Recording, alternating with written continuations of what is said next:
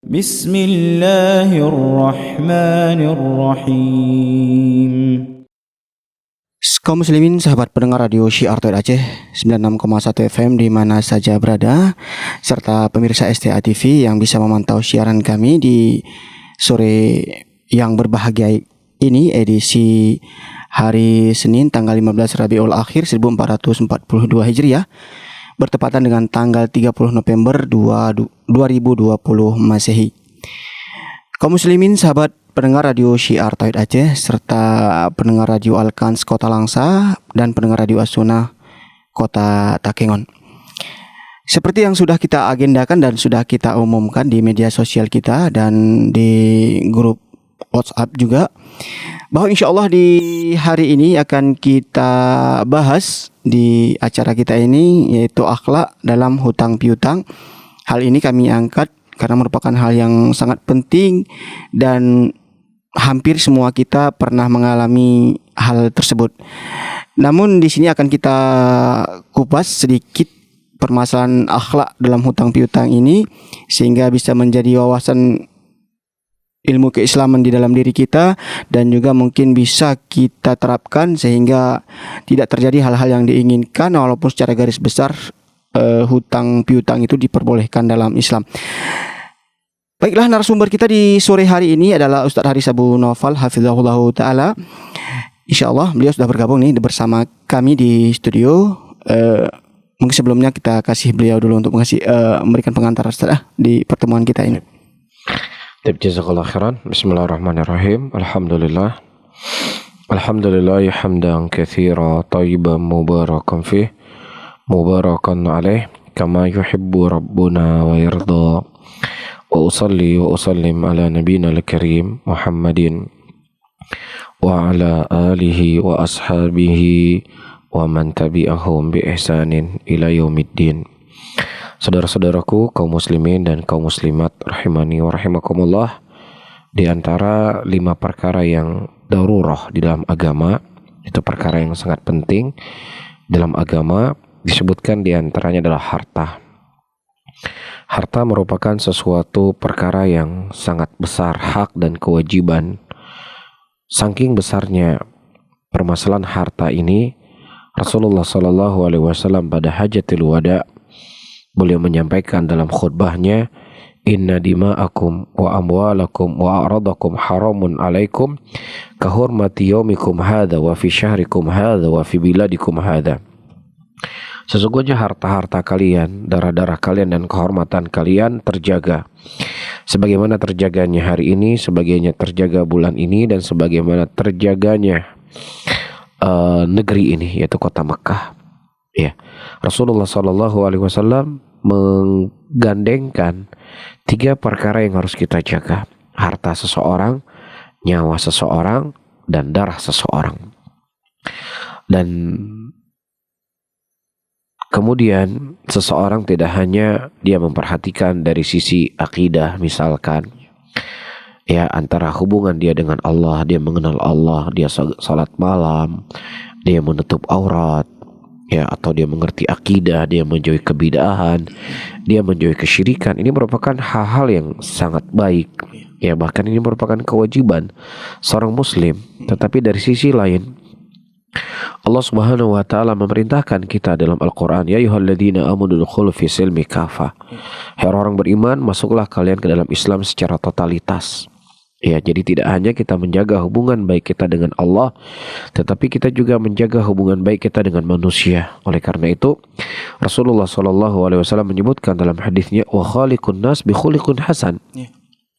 Bergaulah engkau dengan manusia, tetapi dengan akhlak yang baik. Ya, jadi di antara bentuk akhlak yang baik, kita menjaga hak orang lain. Ya, kita menjaga hartanya. Kita tidak boleh sewenang-wenang dengan hartanya. Rasulullah SAW menyebutkan dalam hadisnya, kafa amar la yuhillu malul muslim illa bitibin nafs. Tidak halal harta seorang muslim kecuali apa yang membuat dia rela dan membuat dia ridha. Ya, perkara sebelum kita membahas tentang masalah hutang, ya, sesuatu yang misalnya dalam kehidupan kita sehari-hari, Ya misalnya kita ikut nimbrung untuk ngopi pagi atau misalnya ngopi malam. Ya, yang biasanya misalnya kayak kalau sekali-sekali ya, mungkin wajar lah ya terjadi A, B, C karena dia bisa mengundang temannya untuk ngopi. Tapi kalau seandainya itu dilakukan secara rutinitas, ya yang mungkin menjadi kebiasaan dari sebagian orang, ya ketika dia ngopi, misalnya dia apa istilahnya, dia urunan, betul. ya dia urunan, ya. Nah kemudian ada orang-orang yang mereka ikut di dalam ngopi bareng atau makan bareng, dan juga dia sering, tetapi dia tidak pernah urunan.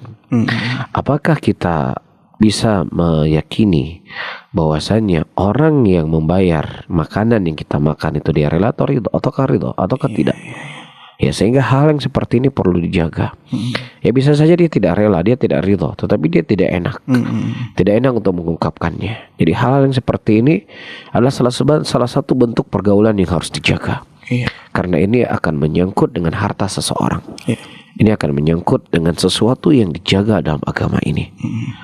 Adapun dalam permasalahan hutang, ya mungkin akan menjadi diskusi kita di sore hari ini. Cuman yang paling terpenting, ya seseorang tidak hanya memperhatikan akidah saja, menjauhi kebid'ahan, menjauhi kesyirikan, akan tetapi dia juga harus melihat bagaimana cara dia bermuamalah dengan manusia, terkhusus di dalam masalah keuangan, ya tentang piutang dan seterusnya. Baik, kami juga mengundang para pendengar mungkin yang ingin bertanya, nanti bisa mengirimkan pertanyaan via SMS ataupun WhatsApp ke nomor 0852 1414 2314 atau bisa hubungi kami via telepon di 0852 7732 3266. Kita akan membahas ya, sudah kami siapkan poin-poinnya untuk kita bahas di sore hari ini. Mungkin yang tidak terbahas bisa jadi akan ditanyakan oleh para pendengar dan pemirsa kita, Ustaz ya. Baik. Ini mungkin nasihat juga bagi kita semua, Ustaz. Apalagi yang sebagian kita kan menisbatkan pada ilmu, pada sunnah dan sebagainya, Ustaz ya. Sehingga ini perlu kita perhatikan. Mungkin sebelumnya kita ketahui dulu, Ustaz, bagaimana hukum berhutang di dalam Islam, Ustaz. Apakah mubah, boleh, haram atau bagaimana, Ustaz? Ini mungkin perlu kita ketahui bersama. Pertama, perlu kita ketahui bahwasanya berhutang secara hukum asal itu adalah hal yang dibolehkan dalam syariat Islam. Allah Subhanahu wa taala mengatakan dalam ayatnya, idza tadayantum bidainin ila ajalin musamman faktubuh. Kalau seandainya kalian melakukan hutang pihutang, maka hendaknya kalian mencatat. Pada waktu yang telah tertentu maka kalian dicatat. Nah di sini walaupun Allah tidak berbicara langsung tentang hutang, tetapi Allah di sini berbicara tentang kalau kamu berhutang kamu catat. Nah sesuatu yang perkara haram nggak mungkin diperintahkan oleh Allah untuk dicatat. Tapi karena menunjukkan bolehnya hutang itu, tetapi diingatkan kalau kamu berhutang ya kamu catat. Kemudian yang kedua, Rasulullah SAW beliau pernah berhutang. Ya dengan seorang Yahudi, bahkan beliau menggadaikan baju perang beliau. Sampai-sampai ketika beliau wafat, baju perang tersebut masih di tangan orang Yahudi tersebut. Jadi menunjukkan kepada kita hutang itu dibolehkan dalam agama. Namun perlu untuk kita ketahui, ya, seseorang ketika kita mengatakan bahwasanya hutang itu boleh, bukan berarti dia bermudah-mudahan. Ya, dia berhutang dengan sesuatu yang memang itu kebutuhan yang tidak bisa dia lepas darinya. Istrinya sakit, anaknya sakit, dia nggak punya biaya, atau misalnya dia perlu makan, dia nggak punya makanan, ya sementara uang yang dia miliki tidak cukup. Ya jadi hal-hal yang seperti itu hendaknya dia yang maksudnya bersifat mendesak. Tapi kalau sesuatu yang sifatnya itu cuma sekedar mukamilat, cuma sekedar penyempurnaan, ya apalagi mungkin di hari-hari ini sedang rame ada iPhone 12. Ya dia sanggup beli iPhone yang mungkin HP yang mungkin harganya 5 jutaan. Tetapi karena untuk mengikut mode supaya saya termasuk orang yang pertama pakai iPhone di Banda Aceh misalnya, akhirnya dia memaksa diri. Ya memaksa diri untuk menyempurnakan sesuatu yang bukan sifatnya mendesak. Dan ini perlu untuk difahami. Perlu diingatkan orang-orang yang mereka berhutang, ya, dan dia tidak membayar hutangnya. Disebutkan dalam sebuah hadis dari Thauban radhiyallahu taala yang diriwayatkan oleh Imam Tirmidzi, Nabi sallallahu alaihi wasallam mengatakan, man faraqar ruh wal jasada wa bari'un min thalathi dakhal jannah. Barang siapa yang seseorang terpisah antara ruh dengan badannya, ya maka ada 3 jenis manusia yang tidak akan masuk surga. Masya Allah, Ustaz. Perkara besar, Ustaz. Perkara besar. Ya. Rasulullah SAW menyebutkan di antaranya adalah orang yang dia dain, yang berhutang. Ya, dan juga dalam hadis yang lain disebutkan oleh Abu Hurairah radhiyallahu taala anhu, juga diriwayatkan oleh Imam Tirmidzi, di mana Rasulullah sallallahu alaihi wasallam mengatakan nafsul mu'min mu'allaqatun bidainihi hatta yuqda alaih. Yaitu jiwa seorang mukmin kelak ketika dia meninggal itu tertahan sampai hutangnya itu terbayar. Ya, bahkan Nabi SAW pernah mendatangi seseorang yang meninggal, kemudian ternyata orang tersebut belum membayar hutang. Dan Nabi SAW tidak menyolati, tetapi beliau memberikan izin kepada sahabat menyolati, tetapi Rasulullah SAW tidak menyolatinya. Ini menunjukkan kepada kita apa? Ya, walaupun hutang itu merupakan perkara yang boleh, ya, tetapi hadis yang saya sebutkan tadi ini merupakan sesuatu pertimbangan yang harus kita pertimbangkan. Ya, jangan bermudah-mudahan untuk berhutang. Jangan bermudah-mudahan untuk meminjam uang dari orang lain, karena inilah perkara yang besar dalam kehidupan kita setelah kehidupan akhirat nanti. Ya, belum lagi dalam kehidupan di dunia ini dia akan resah. Ya, dalam kehidupan dunia ini dia akan dihantui dengan sesuatu yang akan kesedihan, dikejar-kejar hutang, kan itu pasti hilang. Ya, mau jalan ke sana takut nanti ketemu dia. Mau jalan sini takut nanti ketemu sama si fulan. Mau jalan sana takut ketemu sama si fulan. Ya, di telepon nggak diangkat. Ketika ketemu, loh kemana ente? Saya telepon kok nggak diangkat. Katanya janji bayar hutang tanggal sekian. Oh ya maaf saya nggak lihat HP. HP saya tuh segala macam lah ya. Jadi makanya sebagian ulama mengatakan bahwasanya hutang itu akan membawa kepada kedustaan. Ya, jadi berhati-hati. Nah, kemudian Ustaz, kita sudah mengetahui bahwa hutang itu adalah perkara besar, Ustaz, ya, dalam kita bermuamalah dengan orang lain. Kemudian Ustaz, dalam syariat hutang piutang itu dianjurkan ditulis, Ustaz, ya. Bagaimana kalau saling percaya, Ustaz, tanpa harus ditulis dan tanpa saksi, Ustaz? Apakah ini diperbolehkan secara syar'i, Ustaz? Kalau seandainya dikatakan boleh, maka tidak ada masalah, boleh. Tetapi tentunya dengan kita menjalankan perintah Allah Subhanahu wa taala, ya, maka itu tentunya lebih baik. Ya, supaya tidak terjadi cekcok, supaya tidak terjadi keributan. Karena yang namanya manusia ini seperti namanya dia al-insan. Insan itu sifatnya adalah suka lupa. Ya, nah supaya itu tidak terjadi dan tidak terjadi cekcok ke depan, maka Islam datang untuk menutup pintu ini semuanya. Seseorang ketika dia berhutang, hendaknya dia catat hutangnya tersebut. Ya, walaupun suami istri, seperti yang sudah kita bahas pada pertemuan yang lalu. Ya, harus walaupun suami istri, dia berusaha untuk mencatat, karena kita tidak tahu nanti lupa dan lain sebagainya, dia meninggal tiba-tiba atau yang semisalnya. Nah, kemudian Ustaz, sudah kita ketahui ya, saat kapan harus berhutang, Ustaz? Karena memang apakah ini kan jenis manusia ini kan beraneka ragam, Ustaz. Ada yang untuk gaya hidup, ada memang kebutuhan, Ustaz, ya. Nah, ini mau nasihat, Ustaz, saat kapan kita harus bukannya harus ya, boleh berhutang, Ustaz? Mungkin pertama perkara ini sudah kita singgung mungkin di awal kita kajian. Namun yang paling terpenting sekarang, bagaimana seseorang dia bisa mengatur dirinya agar ya tidak tergiur untuk mudah-mudahan untuk berhutang. Ya, kenapa? Terlebih mungkin orang yang tinggal di kota ya, yang mana perlombaan dalam masalah dunia itu akan lebih kencang.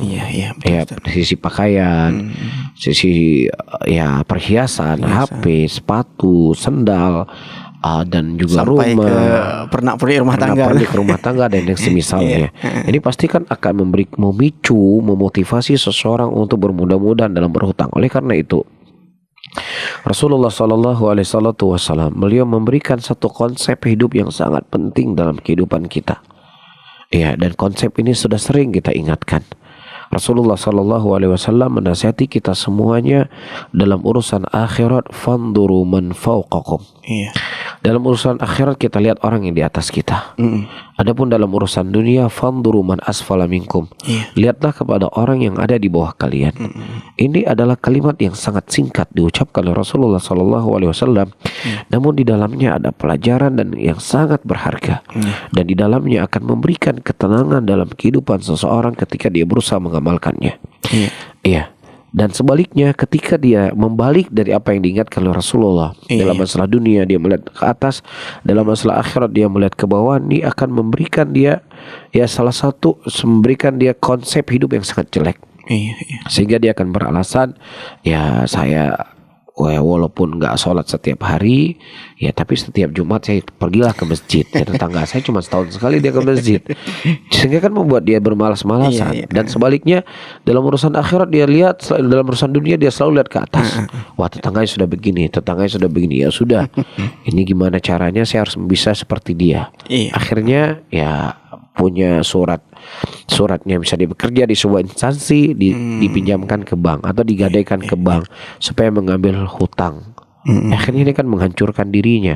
Dia bekerja siang malam, dia mengeluarkan keringat hanya sekedar untuk mengumpulkan membayar bunga.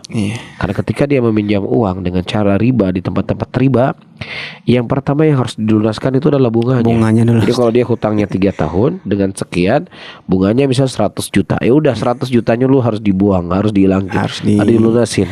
Ketika dia sudah membayar bunganya selama 2 tahun misalnya, kemudian dia tidak sanggup untuk bayar hutang, ya sudah, jaminannya dia ditarik. Betul Ustaz. Apakah di sini ada kebahagiaan? Tidak ada kebahagiaan. Ini akan membuat seseorang itu sempit hidupnya. Oleh karena itu Rasulullah SAW mengingatkan kita untuk lihat ke bawah. Alhamdulillah, walaupun saya punya motor, tetapi masih bisa jalan motor saya. Atau yang punya mobil tua, alhamdulillah, walaupun mobil saya tua, saya masih bisa terlindung dari hujan dan panas. Bersabar. Jadi hiduplah semana kita mampu. Kalau kita mampu hidupnya begini, masih mampu untuk sewa rumah, kita sewa rumah dulu, jangan maksa untuk membeli rumah. Itu konsep hidup yang paling akan memenangkan seseorang. Nah, karena rumah baru Ustaz, kita di dalam tapi di depan sudah tertempel rumah ini dilelang. Baik Ustaz. Atau bergaya dengan harta orang, buat apa? Kemudian Ustaz, saya pernah mendengar Ustaz, mungkin di media sosial juga banyak tulis-tulisan hutang salah satu sebab membuat tali persaudaraan sering terputus Ustaz. Ini bagaimana Ustaz? Nah, hakikat seperti yang disebutkan, bahwasanya hutang ini sering akan membuat cekcok di dalam pergaulan, dalam persahabatan. Karena dunia ini seperti kata Rasulullah SAW, ad-dunya hulwatun khadirah, fa inna Allah mustakhlifakum fiha falyanzuru kaifa ta'malun, fattaqud dunya fattaqun nisa. Nah, kata Rasulullah, dunia inilah sesuatu yang hijau dan yang manis. Dan Allah Subhanahu wa taala ingin melihat bagaimana kalian menjadikan dunia ini. Oleh karena itu Rasulullah ingatkan, hati-hati kalian dengan perkara dunia ini. Di antara hal yang kembali ke dalam urusan keduniaan adalah harta. Tidaklah terkadang terjadi perseteruan, perselisihan antara anak dengan ayah, dengan ibu, antara saudara dengan saudara, tetangga dengan tetangga, teman dengan teman. Yang itu lari kepada harta, lari kepada uang. Oleh karena itu seseorang yang dia sudah diberikan taufik dan hidayah oleh Allah Subhanahu wa taala, diberikan hidayah tu sunnah, dia tidak hanya semangat untuk mengenal tauhid, tidak hanya semangat mempelajari sunnah dalam arti kata menjauhi kebid'ahan, dari kesempurnaan ketauhidannya, dari kesempurnaan sunnahnya adalah mempraktekkan kehidupan Rasulullah SAW dalam kehidupannya. Dia tidak boleh semena-mena dengan harta orang lain. Dia tidak boleh mengkhianati orang lain dalam hartanya. Begitu juga dalam masalah hutang. Berapa banyak persaudaraan yang ribut karena hutang ini. Oleh karena itu, kalau seandainya orang yang berhutang tadi sama-sama menjalankan apa yang dituntun dalam syariat, maka insya Allah ini tidak akan jadi masalah. Apa misalnya dalam sebuah hadis disebutkan, ketika seseorang dia berhutang dan dia berazam, berniat kuat untuk membayar hutangnya, maka Allah akan mudahkan. Tapi kalau seandainya dia dari awal dia berhutang, alah paling pun bagi dia orang lepeng. Ada bayi hutang ni kasihan sih. Tapi pas ngomongnya, akhi, saya butuh ini akhi, tolong saya akhi. Tapi dalam hatinya dia berniat seperti itu, maka kan semakin sulit untuk dia membayar hutangnya. Ini satu hal. Hal yang kedua perlu kita ketahui, orang yang memberikan hutang, ya orang yang memberikan hutang kepada saudaranya, membantu saudaranya, maka disebutkan dalam sebuah hadis dia mendapatkan pahala seperti memerdekakan budak. Besar keutamaannya. Ya, besar keutamaannya. Dan juga disebutkan dalam hal yang lainnya, dalam hadis yang lain Rasulullah dia akan selalu mendapatkan pahala dan kebaikan. Ya, berapa lama hutang tersebut dia berikan, sebanyak itulah pahala akan dia dapatkan. Tetapi hak orang yang yang diberikan hutang, dia juga punya kewajiban. Ya Allah, dia kan dapat pahala banyak, saya nggak bayar hutang, itu urusan dia. Adapun ente, kewajiban ente harus membayar hutang. Rasulullah SAW menyebutkan dalam hadisnya, matul ghani zulmun. Orang yang sudah mampu untuk membayar hutang tetapi dia tidak mau membayar, itu zalim namanya. Ya, oleh karena itu setiap orang yang berhutang dia memikirkan atau dia menunaikan kewajibannya. Yang berhutang juga ketika saudaranya tidak punya kemampuan untuk membayar hutang, ya sudah, fanadiratun ila maisarah, dia tunggu sampai waktu yang dia dapat kemudahan. Dia mengharapkan pahala di sisi Allah, walaupun hutangnya dijanjikan 1 bulan ternyata belum dibayar, dan memang dia saudaranya tersebut memang tidak ada kemampuan, lagi terjepit, dia mengharapkan pahala di sisi Allah Subhanahu wa taala. Ya, jadi kalau dua hal yang berhutang, yang dihutangi ini masing-masing menjaga kewajibannya, insya Allah mungkin tidak akan terjadi keributan. Tetapi ketika orang yang berhutang, ya seperti yang kita ketahui, ketika minta uang hutang itu mukanya meles, sedih. Ya, tapi ketika sudah sampai waktunya, telepon nggak diangkat, ya telepon di reject, ketemu lari dan seterusnya. Ini kan hal yang nggak baik. Ya, ini hal terkadang itu sudah jadi penyakit. Jadi hutang itu ibarat seperti orang yang kecanduan rokok. Ya, sekali dia berhutang enak, besok hutang lagi akan melekat pada dirinya. Dan inilah yang akan membuat seseorang itu terkadang bisa lari dari ilmu. Ini membuat seseorang itu bisa lari daripada keistiqomahan. Dia tinggal di komunitasnya, yang mana di komunitas tempat dia bergaul semua dia hutangin.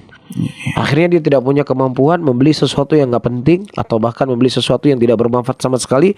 Akhirnya hutangnya semakin banyak. Di mana-mana dia berhutang. Dia mau ke radio, nanti ketemu sama Safar, hutang sama Safar. Mau ke jalan ke sana, hutang sama sana. Ya udah, mau ikut pengajian, takut nanti ketemu. Akhirnya apa? Dia lari. Ini hal yang sangat berbahaya. Walaupun itu adalah perkara yang mubah, tetapi perkara yang mubah ketika seseorang itu terlalu bermudah-mudahan, maka ini akan memberikan kerusakan pada dirinya. Oleh karena itu, inilah sebab terjadinya keributan, terjadinya perselisihan dan lain sebagainya. Oleh karena itu, Rasul telah ingatkan kita dalam hadisnya, idhad ma fi aidin nas yuhibbukallah yuhibbukan nas. Merasa cukuplah engkau apa yang ada di tangan manusia, Allah akan mencintaimu dan manusia akan mencintaimu. Ya, jangan kita berhutang, mohon minta sama Allah, ya Allah mudahkanlah hidup saya, Allah jangan sampai saya berhutang, ya Allah. Ya, sehingga seseorang itu memiliki iffah, seseorang memiliki izzah, dia memiliki kemuliaan. Ya, walaupun dia makan seadanya di rumahnya, alhamdulillah, tidak terikat dengan hutang. Ya, hidupnya merdeka, hidupnya bebas. Tapi orang yang ya banyak hutang itu pasti akan sempit hidupnya. Nah, Ustadz, ini mungkin nasihat yang sangat penting yang perlu saya tanyakan, Ustadz ya. Terkadang sebagian orang bukan terfitnah ya, karena dengan melihat penampilan kita, Ustadz ya. Misalnya kan melihat kita pakai gamis, pakai jenggot, celana, mata kaki, kepercayaannya lebih kepada kita, Ustadz. Terkadang kepercayaan mereka itu ada sebagian dari kita oknum mungkin, Ustadz, ya akhirnya tidak amanah untuk menunaikan kewajibannya, Ustaz. Ini mungkin perlu nasihat yang ditekankan, Ustaz ya. Karena kadang-kadang menjadi fitnah itu, Ustaz ya. Baik, subhanallah. Nah, saudara-saudaraku muslimin dan muslimat rahimani wa rahimakumullah, dan terkhusus kepada sahabat pendengar The Syarted Aceh 96,1 FM. Jenggot kita ini ya itu mihnah buat orang lain. Jenggot kita ini ya atau pakaian yang kita pakai ini adalah ujian buat orang lain. Kalau seandainya kita bermuamalah dengan manusia dengan muamalah yang baik, maka insya Allah ini akan menjadi sebab hidayah buat manusia. Ya, jadi ya kita kalau pinjam uang sama orang-orang yang katanya ikut sunnah, yang dia sifatnya begini dan begini, ya dia janji bayar tanggal 1, kadang-kadang belum tanggal 1 dia sudah bayar. Ya, kalaupun kita berbisnis sama dia, masya Allah kita tenang, ujian. ya ini akan menarik seseorang. Kita ikut dong ikut pengajian, di mana dia ikut kajian. Ya, akhlaknya baik, enak diajak bermuamalah. Tapi sebaliknya, ketika jenggot yang kita punya ini justru kita tidak bermuamalah baik dengan manusia, ya tidak menjaga daripada harta manusia dengan hutang atau yang semisalnya, maka ini juga akan menjadi ujian buat orang lain. Ya katanya ikut sunnah, ya katanya ikut jalan sahabat, ya katanya orang taat, sering kajian, sering sholat berjamaah, hutang orang nggak bayar, ya nipu orang lagi, ya sudah ngajak bisnis, ya kemudian ternyata dia nggak terbisnis, sudah rugi, cuman afwan akhi, ya afwan akhi ini sudah qadarullah dan seterusnya, sehingga apa? Membuat orang lari dari kebaikan. Tadinya dia sudah ikut kajian, tadinya mungkin sudah semangat belajar sunnah, tapi karena sikap kita, akhlak kita yang jelek, membuat orang lari dari kita. Subhanallah. Ya seharusnya seorang muslim, seorang penuntut ilmu, dia menjadi dirinya sebagai pembuka pintu-pintu kebaikan. Dia menutup pintu-pintu kejelekan. Bukan seorang muslim itu justru ya dia membuka dari pintu-pintu kejelekan kepada manusia yang lainnya. Jadi saya ingatkan kepada diri saya dan juga kepada teman-teman semuanya, ya kalian itu mehnah buat orang lain, kalian itu ujian besar buat orang lain. Jangan sampai akhlak kita yang salah dalam bermuamalah dengan manusia, terkhusus dengan keuangan seseorang, ini akan membuat orang itu akan benci dengan apa yang kita bawa. Jadi kita punya memikul tanggung jawab yang besar di pundak-pundak kita. Oleh karena itu saya juga ingatkan teman-teman, ketika ada orang yang baru ngaji misalnya, ya atau mungkin dia orang yang kelebihan harta, jangan diusik hartanya. Dalam arti kata, ya didekatin pinjam uang, ya didekatin ajak bisnis. Ya biarkan dia ngaji. Ya biarkan dia menuntut ilmu, biarkan dia mengenal. Ya jangan di awal kajian sudah direpotkan dia dengan hartanya. Jadi kita khawatirkan dia akan jenuh, dia akan bosan. Ya kita ya seperti yang telah saya sebutkan tadi. Ya jangan sampai kelakuan kita, perangai kita yang tidak baik, dia akan menjadi cap. Ya pakai jubah sana sih utang nggak mana baik ya. Ini kan jadi fitnah ya. Jadi hati-hati, hati-hati ayuhal ikhwah. Ya jangan kita cuman kencang-kencang bid'ah saja, ya tetapi ketika bermuamalah dengan manusia, ya kita tidak ada ubahnya seperti orang. Keumuman orang terkadang kita juga di bawah dari keumuman orang tersebut. Inilah pentingnya. Ya pentingnya seseorang dia mempelajari adab, pentingnya seorang mempelajari akhlak yang baik, ya menghidupkan akhlaknya Rasulullah dalam kehidupannya, terkhusus dalam masalah muamalah. Kalau misalnya dia berbuat dosa, itu dosa antara dia dengan dia sendiri. Tapi ketika dia sudah bermuamalah dengan manusia, berbisnis, hutang dan yang semisalnya, maka ini akan sudah banyak berurusan dengan banyak orang. Jadi jangan sampai hal-hal yang kita lakukan dengan konyol tersebut ya menjelekkan citra dari dakwah itu sendiri. Nah, baik. Ini merupakan hal yang sangat penting bagi kita para pendengar di mana saja berada, terutama pegiat dakwah nih Ustaz seperti kami ya. Kita semuanya akan menjadi sorotan Ustaz. Kemudian Ustaz, jika hutang tidak sanggup dibayar karena valid atau karena bangkrut Ustaz, memang betul-betul seperti itu, apa yang harus dilakukan oleh si pemberi hutang nih Ustaz? Pertama, orang yang berhutang itu tetap dia mendoman, tetap itu menjadi tanggung jawabnya sampai ya si pemberi hutang tersebut memaafkannya.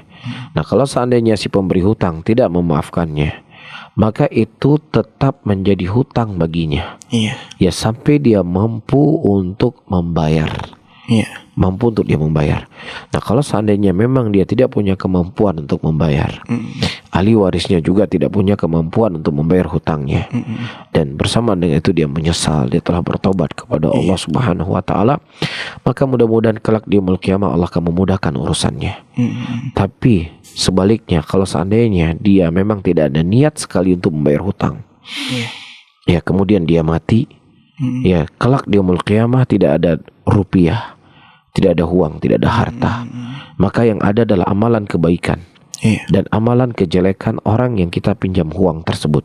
Kalau seandainya tidak ada kebaikan bagi kita, maka kejelekan orang tersebut akan diberikan kepada kita. Iya. Nah, kalau seandainya kita punya kebaikan, kebaikan tersebut akan diberikan kepadanya. Sementara di sana walaupun ada uang 1 triliun tidak akan bermanfaat buat kita. Tetapi sesuatu yang bermanfaat buat kita adalah amalan soleh yang kita lakukan. Nah, kalau seandainya misalnya orang yang memberikan hutang kepada dia, ya sudah saya berhutang Anda 1 triliun. Kalau kita punya uang 1 triliun misalnya, tapi dia tidak mau uang itu, dia mau amalan soleh yang kita lakukan hari ini. Ini hal perlu hati-hati Bapak dan Ibu-ibu. Sekecil apapun hutang tersebut. Ya, bisa saja orang yang memberikan hutang tadi dia lupa dengan hutangnya. Tetapi Allah Rabbul Alamin tidak akan pernah lupa apa yang kita lakukan. Allah tidak pernah lupa, telah dicatat di sisinya. Ya, dari hutang tersebut, sekecil apapun hutang tersebut. Rasulullah sallallahu alaihi wasallam mengatakan dalam hadisnya, "Man mata wa alaihi dainun falaysa thamma dinarun wala dirhamun, lakinnal hasanatul wasayyi'at." Ketika seseorang mati dalam keadaan dia masih memiliki hutang, ya dalam keadaan di kelak di yaumul qiyamah tidak ada dinar dan tidak dirham, maka yang ada hanya kebaikan dan kejelekan saja. Ini hati-hati.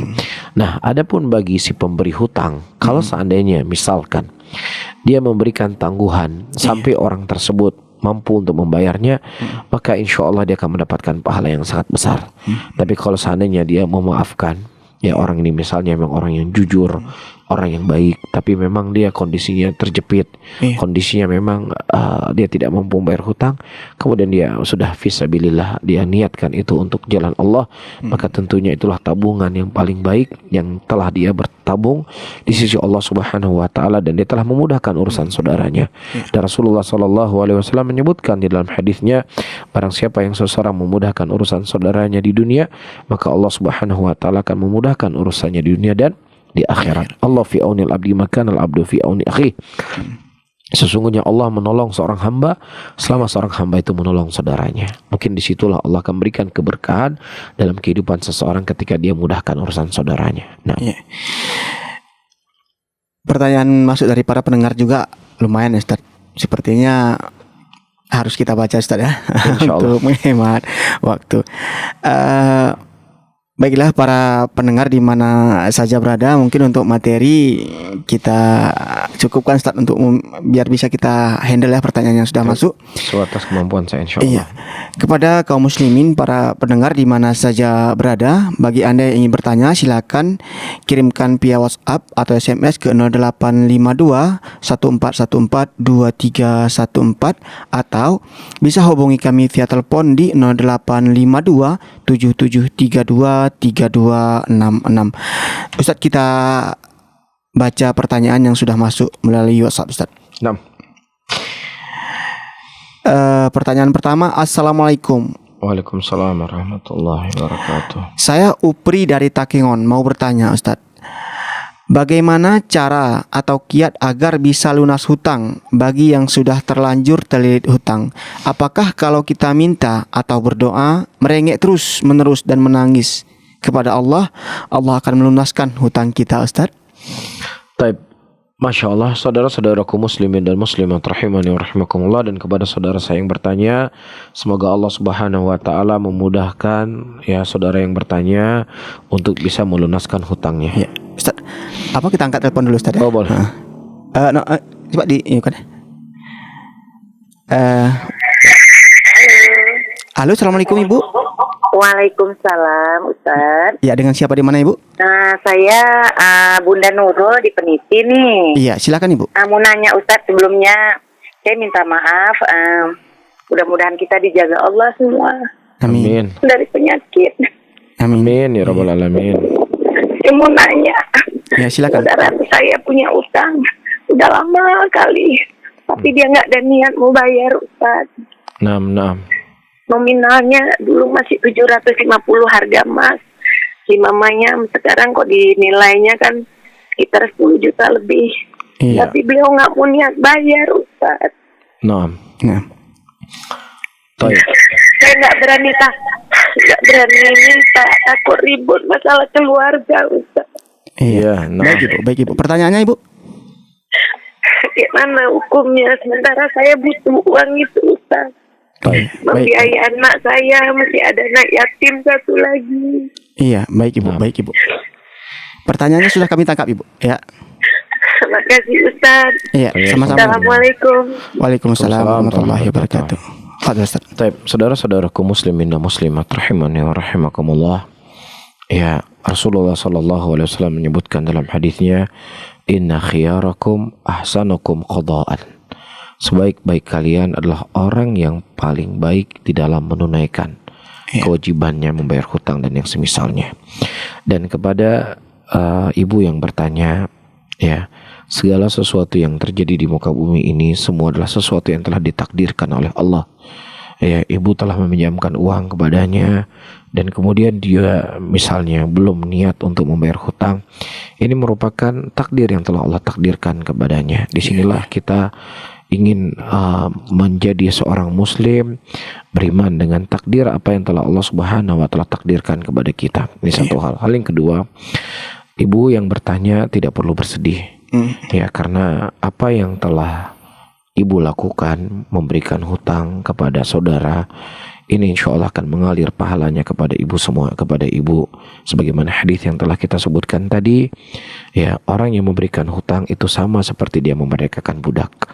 Ya, dan selama apa hutang itu dia tidak bayar, maka pahala terus akan mengalir kepadanya. Ya, mungkin hari ini ya uang yang sebesar 10 juta itu sesuatu yang sangat berharga buat kita, apalagi kondisi-kondisi tertentu dan kewajiban. Ya, tapi ingat, suatu saat nanti kelak di yaumul qiyamah kita akan melihat begitu besar pahala yang Allah Subhanahu wa taala berikan. Sehingga ibu bersabar, ya, dengan sabar ibu mudah-mudahan itu akan menjadi sebab kebaikan dan keberkahan ibu. Dan kepada orang yang berhutang dan dia tidak ada niat untuk membayar hutang, ya, itu sesuatu yang tidak akan pernah membuat ketenangan kehidupannya. Walaupun dia di dunia dia merasa dia tidak ada apapun, ya, tapi ingat di yaumul qiyamah, ya, Allah akan menuntut, ya, dari apa yang telah dilakukan. Sebagaimana hadis-hadis yang telah kita sampaikan dari Nabi kita Muhammad sallallahu alaihi wasallam, kebaikan tersebut akan diberikan kepada orang yang dia berhutang kepadanya. Ya, dan kejelekan orang yang berhutang itu akan diberikan kepadanya. Ini bukan sesuatu perkara yang sepele, tetapi ini merupakan perkara yang besar. Nah, wallahu a'lam. Ya, demikian Ibu, kita doakan mudah-mudahan ada rezeki dari yang lain Ustaz, ya, untuk memudahkan ibu yang bertanya. Ustaz, menyambung mungkin jawaban dari Bang Ufri yang dari Takengon tadi Ustaz. Kita harus terus menerus merengek kepada Allah karena sudah terlanjur Ustaz berhutang. Nah, ini bagaimana nasihatnya Ustaz? Tadi kita berdoa dan memohon kepada Allah agar Allah memudahkan saudara kita yang berhutang. Dan yang kedua, orang yang dia berhutang dan dia niat untuk membayar hutangnya, insya Allah, ya, dia akan diberikan kemudahan oleh Allah Subhanahu wa taala.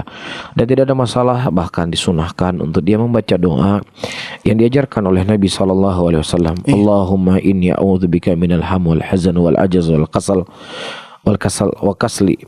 Taib.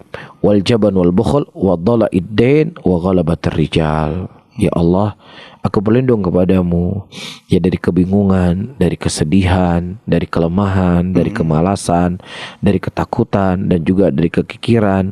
Dan aku juga berlindung kepadamu, ya Allah, dari terlilitnya hutang. Ya, terlilit hutang. Dan aku berlindung juga dari kesenewangan dari kebersewangan orang-orang.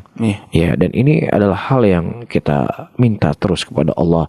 Kita mohon sama Allah Subhanahu wa taala agar Allah memudahkan urusan kita.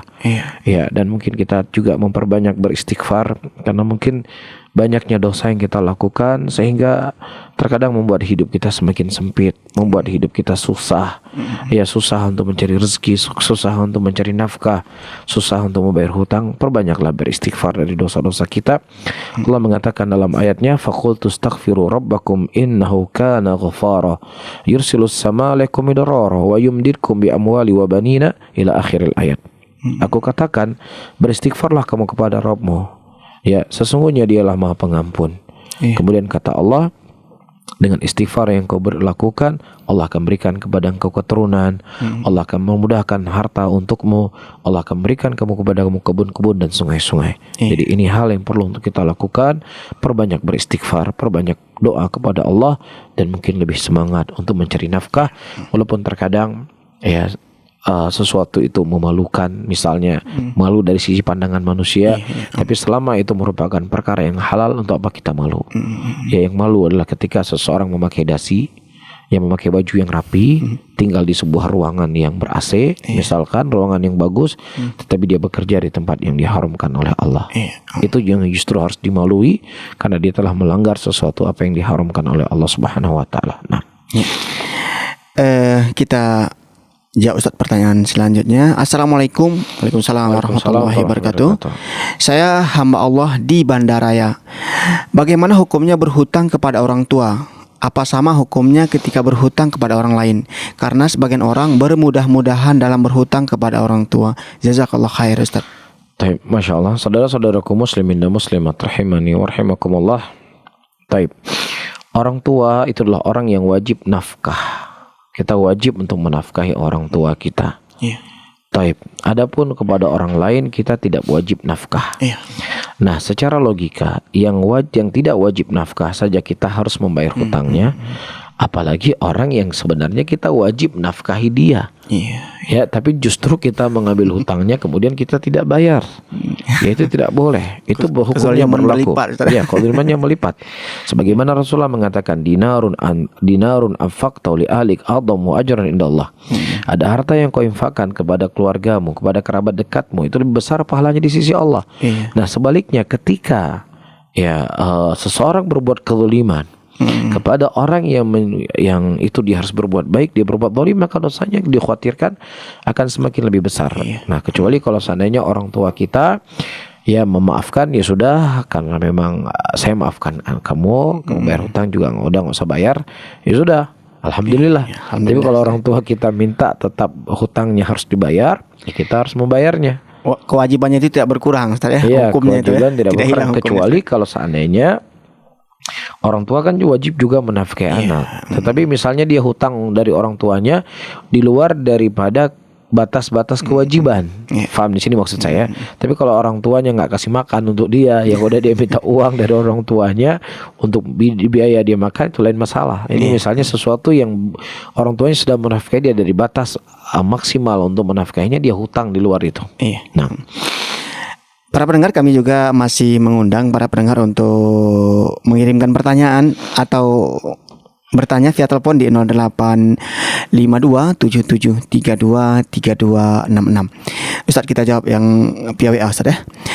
Bagaimana kalau orang tua meninggal namun hutang anak kepada orang tua belum terbayarkan, Ustaz? Nah, ini bagaimana?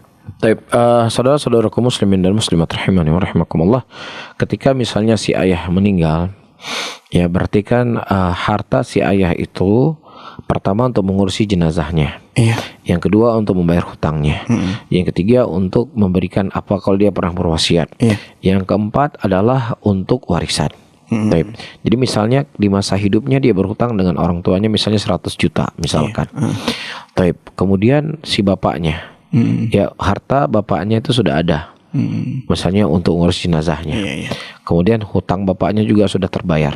Ya, kemudian juga wasiat bapaknya sudah terberikan. Berarti uang 100 juta itu masuk ke dalam harta warisan. Ustaz, ya? Ya, kalau memang seandainya dia dapat jatah dari harta warisan tersebut 100 juta, ya sudah itu milik dia. Berarti dia tidak boleh lagi mengambil hak dari keluarganya yang lain. Nah, kalau seandainya misalnya warisan haknya dia cuma 50 juta misalkan, berarti yang 50 juta tersebut harus dia berikan kepada ahli waris yang lainnya. Nah, jadi bebannya bukan lagi hanya ke bapak, tapi sudah lari ke saudara-saudara yang lain daripada ahli waris. Itu mungkin intensitas penagihannya pun lebih dari akan lebih besar. Baik, ya. Pertanyaan selanjutnya, Ustaz. Bismillah, tanya Ustaz, saya sering memberi pinjaman kepada teman-teman atau saudara-saudara yang membutuhkan tanpa ada jaminan atau riba. Saya berikan sesuai pinjaman dan dikembalikan sesuai pinjaman. Tapi ada beberapa yang tidak sesuai janji untuk bayar, dan saya selalu ikuti dan memberikan waktu dari sebulan, 2 bulan sampai setahun. Pertanyaannya, Ustaz, pahala apa yang saya dapatkan, Ustaz? Dan kesabaran saya menunggu mereka sampai adakah ada batas, Ustaz, sampai mereka membayar hutang tersebut? Baik, tadi kita sudah mengisyaratkan di kajian, ya telah datang hadis-hadis dari Nabi SAW, di mana Allah Subhanahu wa taala mengatakan fanadhiratun ila maisarah. Hendaknya dia menunggu saudaranya kapan dia itu memiliki kemampuan untuk membayar hutang. Iya. Dan juga seperti hadis yang datang dari Rasulullah itu seperti dia memerdekakan budak selama dia bersabar dan mengharap pahala di sisi Allah Subhanahu wa taala, sekecil apapun kebaikan itu akan dibalas oleh Allah Subhanahu wa taala. Nah, kalau seandainya misalkan ya orang tersebut dia itu punya uang sebenarnya, tetapi dia tidak mau membayar hutangnya, maka terkadang orang-orang seperti ini perlu untuk kita memberikan pelajaran. Kalau memang seandainya kita melihat ada maslahat yang besar dengan kita memberikan pelajaran untuk dirinya dalam hukum fikih Islam, ya dilaporkan ke qadhi. Nah, qadhi nanti akan memaksa untuk mengambil sesuatu dari harta yang ada pada dirinya untuk membayar hutang. Ya misalnya dia punya motor, ditarik motornya. Ya cuman saya nggak ngerti bagaimana hukum positif yang ada di negara kita. Cuma dalam timbangan hukum Islam itu diperbolehkan. Diperbolehkan. Qadhi nanti akan menentukan. Jadi bukan dia bukannya sendiri dia ngambil. Ya motornya dibawa lari, takutnya kan terjadi keributan, terjadi hal yang mudaratnya jauh lebih besar. Ya mungkin motornya diambil balik, dia datang bawa pisau, bawa parang, dibunuh dia. Ya ini akhirnya memunculkan mudarat yang lebih besar. Ini kalau seandainya dia melihat maslahat. Dan juga kepada sisi yang lainnya, teman-teman yang misalnya dia ingin berbuat baik untuk memberikan kemudahan kepada saudaranya bayar hutang. Ya, pertama dia harus melihat ada orang yang memang dia memang suka berhutang. Jadi hobi, sudah penyakit, bukan lagi hobi, sudah penyakit, sudah penyakit berhutang. Maka jangan kita membantu dia untuk semakin memberatkan penyakitnya tersebut. Ya, itu satu hal. Yang kedua, kalau seandainya kita ketahui dia safih adalah orang-orang yang mereka tidak bisa mengatur keuangan dan membeli sesuatu yang gak penting-penting. Maka orang seperti ini kita juga jangan memberikan uang pada mereka. Ya, tapi kita memberikan uang kepada orang-orang yang memang berhak untuk kita memberikan hutang kepadanya. Itu pertanyaan dari Bang Beri tadi di Lambaruscape. Nah, pertanyaan selanjutnya, Assalamualaikum warahmatullahi wabarakatuh. Waalaikumsalam warahmatullahi wabarakatuh. Bolehkah kita meminta-minta atau donasi untuk membayar hutang? Karena hutang sudah sangat lama, sudah berusaha dan bekerja, namun hutang tersebut tidak terbayarkan. Mohon nasihatnya Ustaz. Jazakallah khair. Baik, saudara-saudaraku muslimin dan muslimat rahimani wa rahimakumullah. Nah, meminta-minta ya itu ada timbangan hukum yang disebutkan di dalam hadis-hadis Nabi SAW. Ya, meminta-minta dalam keadaan memang dia tidak punya apapun yang bisa dia lakukan. Ya, kecuali dengan dia harus meminta. Ya, dia tidak punya makanan dan lain sebagainya. Maka dalam kadar batas ini dia boleh untuk meminta-minta. Tapi kalau seandainya dia meminta-minta untuk untuk memperkaya dirinya, ya, atau meminta-minta sesuatu yang bukan kebutuhan yang mendesak, ya, untuk memperkaya, minta-minta beli mobil misalnya, minta-minta beli ini dan itu bukan kebutuhan yang mendesak, maka telah datang hadis-hadis dari Rasulullah SAW di mana Nabi mencela orang-orang yang suka meminta-minta seperti ini. Kelak di yaumul qiyamah dia dibangkitkan ya dalam keadaan tengkoraknya tidak memiliki daging. Ya, ini adalah sebuah ancaman yang sangat besar. Tapi kalau seandainya kondisi saudara kita dalam kondisi yang ditanyakan, dia sudah bekerja, dia sudah berusaha semaksimal mungkin untuk membayar hutang, tetapi dia belum dapatkan cara dan jalan, ya tidak ada masalah. Mungkin orang-orang yang dia punya, misalnya dia punya tabungan, yang mana tabungan itu punya bunganya, ya maka bunga riba bank tidak ada masalah untuk diberikan kepada saudara-saudara yang terlilit hutang, atau kepada saudara-saudara yang memiliki harta zakat, maka zakat itu juga boleh diberikan kepada orang yang terlilit hutang. Ya, oleh karena itu saudara-saudara kita muslimin yang memiliki kelapangan rezeki, ya lihat saudara-saudara di sekitarnya. Ya, kalau memang dia adalah orang yang terlilit hutang, kita punya zakat, kita berikan kepadanya. Atau seseorang yang dia menabung uang di bank dan dia punya bunga bank tersebut, ya dia berikan kepada orang-orang yang terlilit hutang sebagai bentuk pembersihan harta.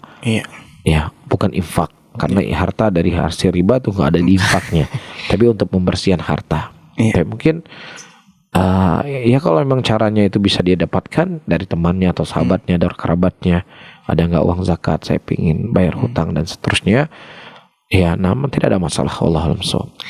Tapi kalau diumumkan secara luas menggalang donasi, terkadang ada efek yang muncul kurang baik, Ustaz. Iya, nah, Itu juga perlu dipikirkan, Ustaz ya. Buat flyer, ya saya punya hutang nih. Ya mungkin dia tinggal bisik lah kepada orang yang bisa dia bisik. Iya. Ini pertanyaan dari SMS, Ustaz. Assalamualaikum, Ustaz. Waalaikumsalam warahmatullahi wabarakatuh. Saya Win dari Takengon, Ustaz.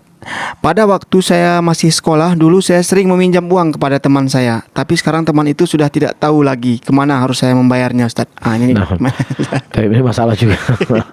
Jadi pertama, saudara-saudaraku muslimin dan muslimat dan saudara yang bertanya, ya kalau memang seandainya dia tidak mengetahui di mana temannya tersebut, dia cari mungkin ada ahli warisnya, ada kerabat dekatnya, ada orang tuanya, ataukah ada adiknya, atau kerabat dekatnya. Kalau seandainya juga dia tidak mendapatkan, hutang itu tetap Anda jamin di pundak Anda.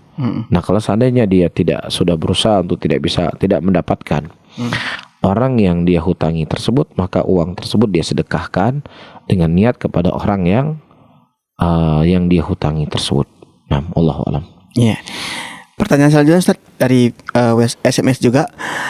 Bagaimana jika sebagai istri tidak mencatat modal dan mahar yang pernah saya berikan kepada suami saya saat beberapa tahun yang lalu untuk bisnisnya, dan sekarang bisnis itu tidak ada lagi karena bangkrut, dan malah saya yang harus tambah biaya lain untuk menutupi hutang suami. Namun saya mengikhlaskan itu semua karena saya sayang kepada suami. Masya Allah. Alhamdulillah. Berarti kalau sudah pertanyaannya, Ustaz, dan saya hanya mengharap ridho Allah untuk saya di yaumil akhir. Sebenarnya curhat, Ustaz, karena enggak ada pertanyaan. Baik, kita bacakan aja, enggak masalah, Ustaz ya. Pertanyaan selanjutnya, Ustaz, bagaimana sikap seorang istri bila suaminya tidak memberikan nafkah sedangkan si suami ahli ibadah? Oh, ini sepertinya sudah kita bahas, Ustaz, pada pertemuan hari Sabtu kemarin ya. Iya. Coba ke WA lagi, Ustaz. Assalamualaikum, Ustaz, saya selalu menginfakkan sedikit uang atas nama anak saya yang telah wafat. Setiap subuh saya selalu bilang, ya Allah, ini untuk anak saya karena dia wafat masih SMP kelas 2. Perasaan saya itu jatah jajan sekolah dia. Apa saya salah, Ustaz? Nah, ini bagaimana, Ustaz? Sedekah atau jajan gitu, gimana? Baik, saudara-saudaraku muslimin dan muslimat rahimani wa rahimakumullah, tidak ada masalah seseorang untuk dia bersedekah atas nama orang yang meninggal, sedekah uang dan semisalnya dengan niat kepada orang yang meninggal, nggak ada masalah. Cuman ya istilahnya nggak perlu untuk wah ini subuh ini jajan sekian ya, kapan dia punya uang ya dia berikan. Karena kalau dia kasih uang jajan kan cuma 2.000 ya, mungkin dikumpulkan banyak ya nanti dia sedekahkan kepada fakir miskin atau kepada anak yatim, dia niatkan kepada si anaknya yang telah meninggal, maka ini tidak ada masalah. Ini insyaallah adalah kebaikan dan amalan soleh insyaallah. Barakallahu fiik. Bagi teman-teman mungkin yang ikut di kajian Zoom bisa juga mengirimkan pertanyaan kepada kami di 0852 1414 2314, atau masih bisa ada waktu kita 5 menit lagi nih, Ustaz. Para pendengar mungkin bisa juga menelpon kami di 0852 77 32 3266. Pertanyaan dari pendengar sudah habis kita bacakan, Ustaz, untuk hari ini. Mungkin masih ada nasihat sedikit, Ustaz, di closing statement kita di pertemuan ini. Barakallahu fikum, jazakumullah khairan. Saudara-saudaraku muslimin dan muslimat rahimani wa rahimakumullah. Ya, dari pembahasan kita dari awal sampai detik ini menunjukkan kepada kita bahwasannya harta manusia itu merupakan sesuatu ya hal yang penting untuk harus kita jaga. Seseorang tidak boleh semena-mena dengan harta orang lain. Ya, orang tidak boleh dia bermudah-mudahan dengan harta orang lain. Hiduplah dalam keadaan kita memiliki izzah, memiliki kemuliaan, ya, menjaga kehormatan kita sebagai seorang muslim. Ya, giatlah bekerja, giatlah untuk mencari nafkah, sembari berdoa dan memohon kepada Allah Subhanahu wa taala agar Allah Subhanahu wa taala memudahkan urusan kita. Nah, kedua, kalau seandainya memang kita khawatir dengan banyaknya kita terlibat dengan orang dalam berbisnis dalam apa istilahnya, dalam musyarakah yang hukum asalnya itu adalah hal yang baik, hal yang dibolehkan. Tapi kalau kita khawatir nanti akan terjadi sesuatu keributan dan lain sebagainya, maka dijauhi. Ya, kita dijauhi. Ada kala orang dia itu adalah cocok untuk berteman sama kita, cocok untuk menjadi teman safar, cocok untuk menjadi teman keseharian. Tapi terkadang dia belum tentu cocok untuk menjadi teman berbisnis. Ini hal yang harus diperhatikan. Kalaupun seandainya dia harus berbisnis, maka catatlah dengan kejelasan yang jelas. Jangan dikarenakan pertemanan sudah akrab, perkenalan yang sudah islaji bahasa Aceh ji lebih kurang lah. Ya, kadang dompet kita sama dia, dompet kita sama dia, dompet kita sama dia, dia dompet kita sama biasa sudah. Tetapi terkadang ya walaupun sudah pergaulan sudah dekat seperti ini, ketika Anda ingin membangun sebuah bisnis misalnya, tetaplah catat. Ya, datang ke notaris. Ya, buat perjanjian A, perjanjian B, kesepakatan A, kesepakatan B, kesepakatan C. Jangan sampai persahabatan yang telah Anda bangun dalam waktu yang lama kemudian bisa runtuh hanya perkara itu dari perkara-perkara dunia. Karena memang inilah banyak yang terjadi. Tidak lain karena kurangnya ilmu kita, ya tomaknya kita dengan dunia, ya cintanya kita dengan dunia, dan jauhnya kita dengan akhirat. Yang berbeda dengan sahabat Rasulullah SAW yang mana mereka terkadang mengorbankan harta mereka untuk persaudaraan. Bagaimana Abdurrahman bin Auf ditawarkan istri dan ditawarkan harta yang dimiliki oleh Sa'ad bin Rabi radhiyallahu ta'ala anhuma. Ya, mereka siap mengorbankan harta mereka untuk persahabatan imaniyah. Ya, dan itu terkadang karena jauhnya iman kita, jauhnya ilmu kita, ya jauhnya kita dari akhirat dan cintanya kita dengan dunia, terkadang hal-hal yang seperti ini sesuatu yang nggak siap untuk kita hadapi. Ya, gara-gara harta banyak orang ribut. Nah, supaya tidak terjadi keributan, kalau memang Anda khawatir, ya sudah, kita berbisnis dengan sendiri apa yang bisa kita lakukan. Kalau memang seandainya kita pun ingin berbisnis dengan sahabat kita, catatlah. Catat dengan secara mendetail dengan perjanjian-perjanjiannya. Nah, kalau seandainya terjadi sesuatu, jangan sampai harta yang akan kita tinggalkan ini kita korbankan persaudaraan. Karena persaudaraan itu akan sampai kelak di yaumul qiyamah. Al-khilla yauma idzin ba'dhum li ba'din aduun illa muttaqin. Persaudaraan itu satu dengan yang lainnya akan saling bermusuhan, kecuali orang-orang yang bertakwa itu akan abadi sampai yaumul qiyamah. Harta akan kita tinggalkan di dunia ini, namun persahabatan yang dibangun di atas takwa itu akan sampai di yaumul qiyamah. Wallahu a'lam bissawab. Baik, Ustaz, jazakallah khair untuk sharing ilmunya di sore hari ini. Kaum muslimin para pendengar di mana saja berada, jazakumullah khairan sudah berpartisipasi. Ada juga ibu tadi sudah menelpon kami, dan teman-teman kaum muslimin yang sudah mengirimkan via SMS dan WhatsApp. Mudah-mudahan bermanfaat apa yang kami sajikan, dan yang terpenting adalah bisa kita terapkan dalam muamalah kita sehari-hari. Kaum muslimin di mana saja berada, ini yang dapat kita sampaikan di sore hari ini. Ikuti terus program kami selanjutnya, mudah-mudahan bermanfaat. Terima kasih juga kepada mitra siaran kami di Langsa dan di Takengon. Mudah-mudahan berjaya selalu di udara, dan kita berkomitmen untuk memberikan edukasi dan menyebarkan ilmu kepada kaum muslimin di mana saja mereka berada. Demikian, Ustaz. Terima kasih banyak, Ustaz ya. Assalamualaikum warahmatullahi wabarakatuh. Waalaikumsalam warahmatullahi wabarakatuh.